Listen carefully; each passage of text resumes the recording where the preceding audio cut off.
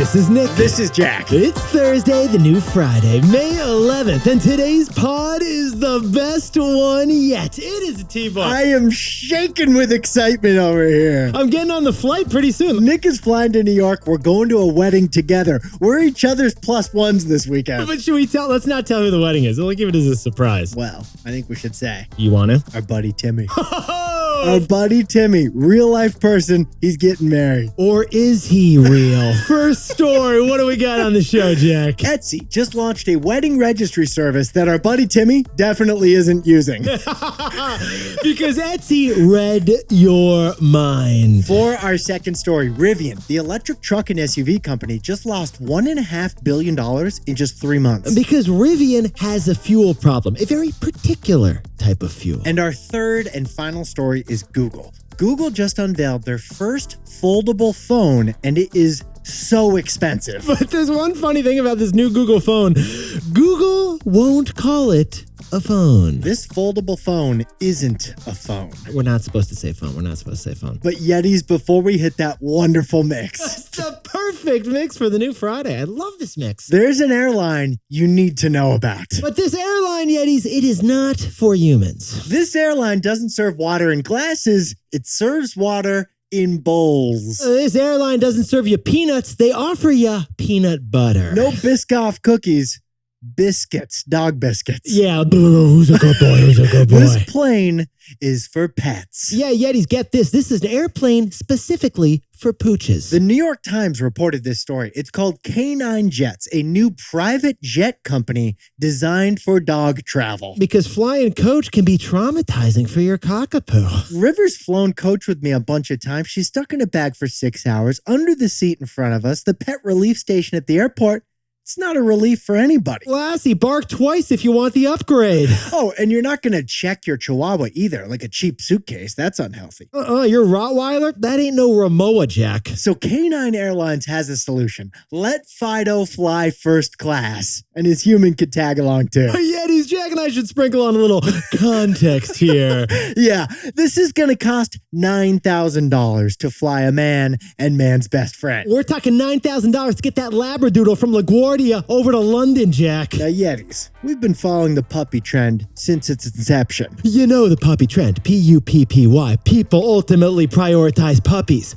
Yeah. Yeah, they do. But this is a new level, literally. Yeah, because they just took this trend up to like 30,000 feet. Now, Yetis, if you get on this plane, you should know there's no seatbelts on the K9 pet jet. But when you sit, you stay. Stay. Now let's hit our three stories. 15 years before this song, two boys from the Northeast met in the dorm. They had an idea that caused a cultural storm. It's the best one yet, but the best is the norm. Jack, Nick, that's it. I don't even think they need to practice. 50%, that's a fat tip. T-Boy City on your at-list. If you know, cause we ready to go. We can't wait no more, so just start the show. Start the show.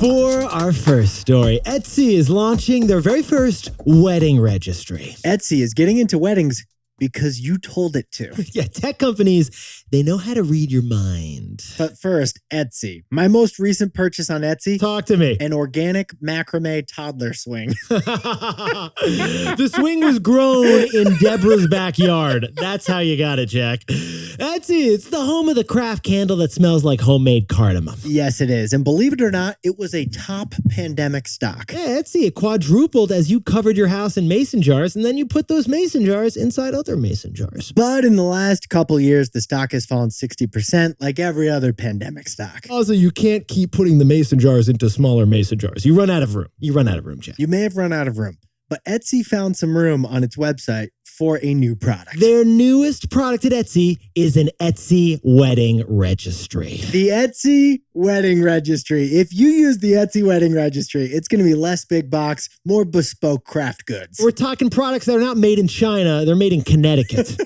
For example, you won't find a Cuisinart on the Etsy wedding registry. But you will find the handmade wooden cutting board. You can't put a new king-size mattress on your Etsy wedding registry. But you can find an artisanal duvet hand-stitched out of napkins by Deborah over in Dallas. The stock jumped 2% yesterday because when it comes to weddings, people people are willing to pay. But Yetis, Jack and I found an interesting reason why Etsy is launching at this very moment. Etsy's launching right now because every bankruptcy is someone else's opportunity. Well, we should point out Etsy's not going bankrupt. Oh, Etsy's doing fine. Etsy's doing great. But Bed Bath & Beyond is bankrupt. And Bed Bath & Beyond has a void that Etsy wants to fill. Get this, a third of couples were registering at Bed Bath & Beyond up until the very end. Sit down, stand up, and say I do again. 1 out of 3 couples registered for that KitchenAid cake mixer over in aisle 6 at Bed Bath & Beyond. But Bed Bath & Beyond is shutting down next month, just as peak wedding season is beginning. Like, are you kidding? It's June. You can't just shut down Bed Bath & Beyond. What are you talking about? The 1/3 of the wedding registry market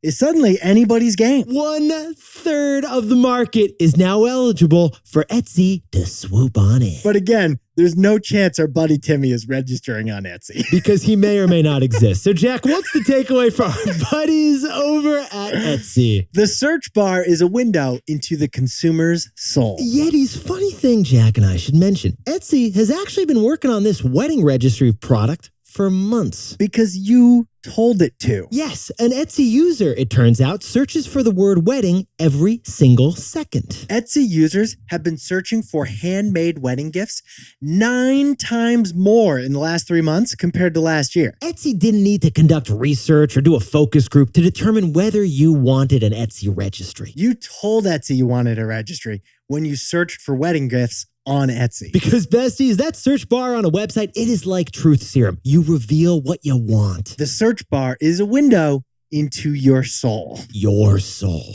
Your soul. Your soul.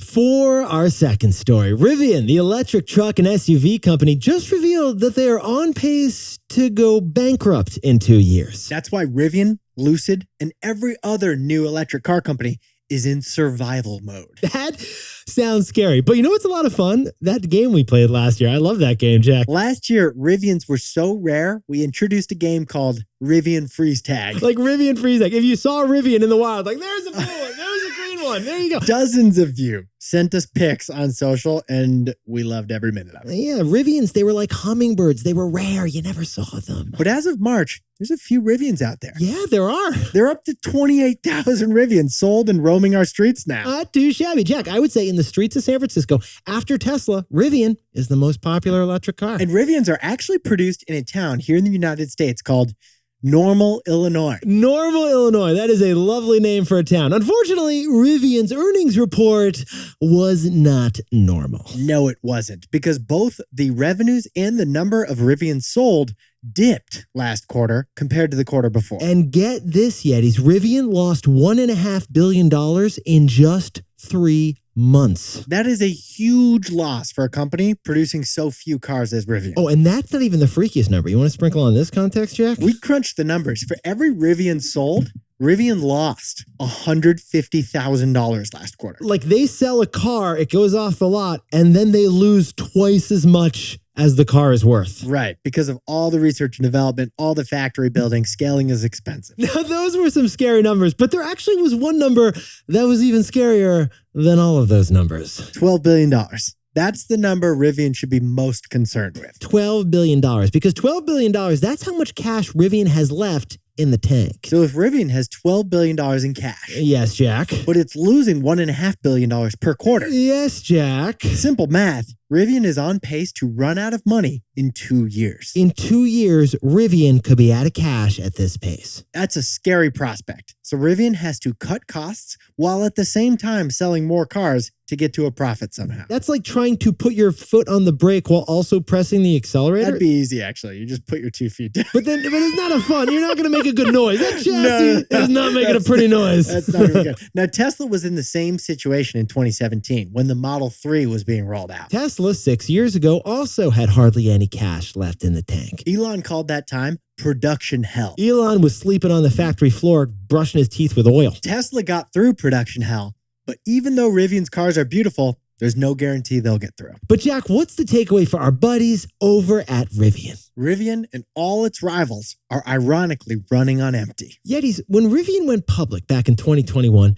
nobody worried about running out of cash. It wasn't a thing. Stock markets were so frothy, Rivian could print new stock anytime it wanted and sell that stock to investors to raise new money. And honestly, that's what every upstart electric vehicle brand did. Rivian, Lucid, Fisker, they all sold stock and brought in cash that they stuck in the tank. But today, financial markets are completely different. That's why the stocks of those companies are all down by over 90%. Because Wall Street is no longer comfortable buying stock in a money-burning electric car company. So this is it. The $12 billion of cash that Rivian has in the tank, that's it. There's no refilling. Yetis, if Rivian and every other Tesla rival don't start making profits ASAP, then ironically, they will run out of gas.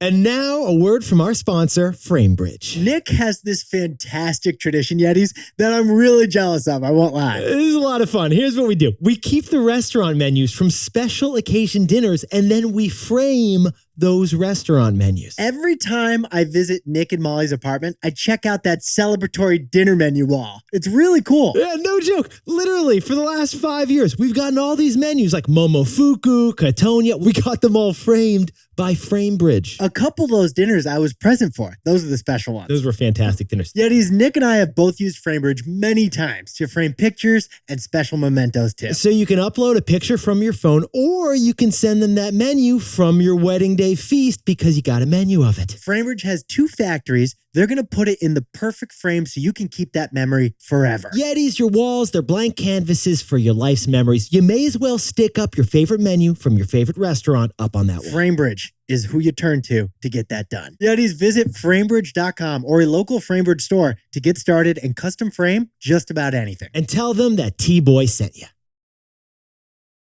For our third and final story, Google just launched the most expensive phone we've ever seen, but don't call it a phone. Google's new Fold thinks that the post-phone era is coming soon. Yetis, let's head on down to Mountain View, California. That's where Google had their annual product event known as I.O. yesterday. I'm still working on the title there. I don't know what it stands for. They should work on the title. That's what they should do.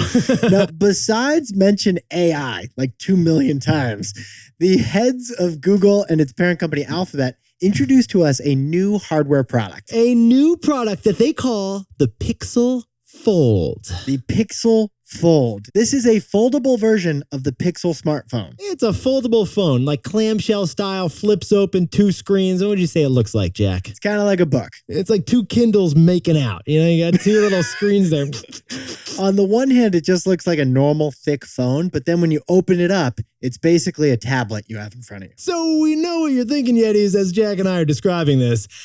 Sounds like a zucking. Samsung pioneered the foldable screen that enables this phone about 4 years ago. Yeah, so Google basically zucked Samsung here. They copied Samsung with a foldable phone. But sometimes a product announcement isn't about what's been said, it's about what wasn't said. Right, and what Google didn't say was the word phone. Yeah, Google would not say phone. They kept on saying fold. Like they described this, they said it was a Pixel Fold. It was not a Pixel phone, and that was a little confusing. And we turned to Webster's dictionary. Fold is a verb. It's not a noun. Jack, it's like they're trying to make fetch happen with fold. Yeah, Google hopes this is a distinctly new category of hardware. Exactly. What they're thinking is first we got the computer, then we got the laptop, then we got the smartphone, then we got the tablet, and now we'll get the Fold. Which is half phone, half tablet. It's a fold. It's like man, bear, pig. So Jack and I were wondering, if we can't figure out what this is, maybe the price will tell us what this is. Yes, because we told you before that the price can be a signal. Yeah, the price is a signal. It can reveal what the intentions of a product are. Okay, so this foldable phone... It's not a phone, it's a fold. It's a fold. We got to say Sorry, this foldable fold is $1,800. We repeat, what are we going to pay rent on this thing? It's like real estate. Hey, Google, can my dad sign as a guarantor so I can buy this thing? Is this a phone or is it fine jewelry? You're going to buy this at Tiffany's? Now, we whipped open apple.com and we looked up what's the most expensive iPhone. Well, the most expensive iPhone is the iPhone 14 Pro Max Pro Plus Pro. And that sells for $1,600. But Jack, what does this Fold from Google sell for? $200 more than the most expensive iPhone. This Fold is a $1,800 phone. but call it a fold. Yeah, and it starts at $1,800. To sprinkle on more context here, that's 3 times more than your average iPhone. That's twice as much as the iPad Pro. That is the same price as a high-end MacBook laptop, baby. This fancy high price tells us that Google doesn't think this is a phone. They think this product is something more than a phone. And with this high price, we think that Google thinks that in the future, people don't want a phone, they want something more. We think that Google thinks that, and we think you'll think that too after this story. That's why we think that Google thinks that. So, Jack, what do we think the takeaway is for our buddies over at Google? Everyone is trying to figure out the post phone. Yeah, it is the iPhone. It is a $3 trillion idea. In fact, Apple is still selling over $200 billion worth of iPhones every single year. But there is a belief among tech leaders that something will replace the iPhone. Something is going to come after the iPhone. And that something will be a new consumer hardware that kills the iPhone. Samsung and Google think that product is a foldable phone. Zuck thinks that product is a headset. Even Apple is allegedly launching a headset this year, which could replace the iPhone someday. Jack and I are looking at everyone trying to make this stuff, and we're like, maybe it's just the iPhone. Like, maybe there is no post-phone phone, right, man? Maybe the phone is it, the product that we love and want like forever. Maybe it's like the car. Like, everyone keeps on trying to do a new car thing, but like, we just keep having cars. We've had the car for hundreds of years. Maybe we'll have the smartphone for hundreds of years. But in the meantime, every tech leader is searching for the post-phone phone. It's not a phone. Jack, can you whip up the takeaways for us for the new Friday? Etsy is launching a wedding registry to fill the void from Bed Bath & Beyond. Actually, you guys told it to do this because the search bar is a window into the consumer's soul. For our second story, Rivian sells beautiful cars, but not at a profit yet, so cash is running out. Rivian and all its electric rivals are ironically running on empty. And our third and final story is Google. They just launched the Fold, which is a foldable fold. Right. It's a foldable. Yeah, it is. It's because every tech company wants to launch the post phone. Now, time for the best fact yet. This one sent in by Jack and me, because Jack and I, we wanted to whip up a fact for you. Yesterday was the 154th anniversary of the Transcontinental Railroad. Where did that end, Jack? I know you love saying this word. Promontory Point.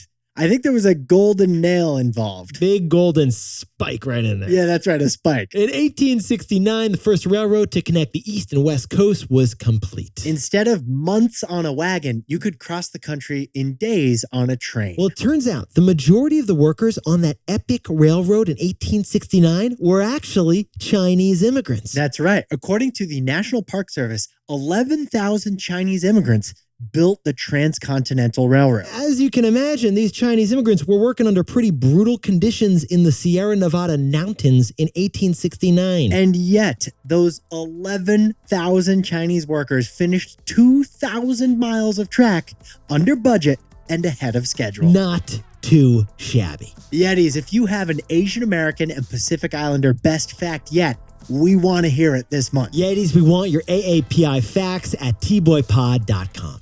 Yetis, you look fantastic for the new Friday. And if you haven't yet, the best way you can help us grow the show is turn to your buddy and ask him, HYHTBOY. Have you had the best one yet? Even if it's your buddy Timmy, who may or may not exist.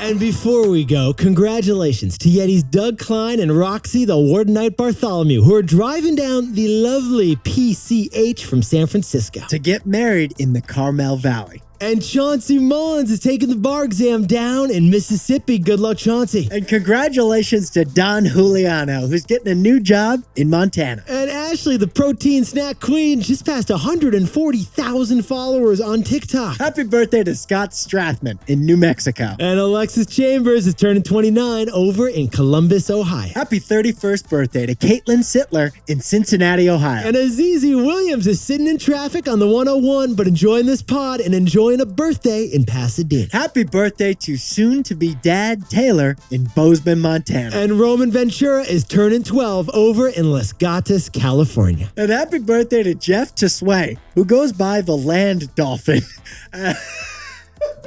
down in Santa Clara, California. Great nickname. And to anyone else celebrating something today, make it a T-Boy. Celebrate the wins. This is Jack. Nick and I both own stock of Apple. So I said he's a real person, and then you said, or is he? I like how you just negated what I said. Yeah.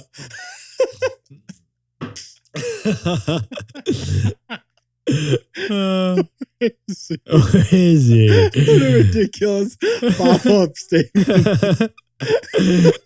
It's like, yeah, I just said he is.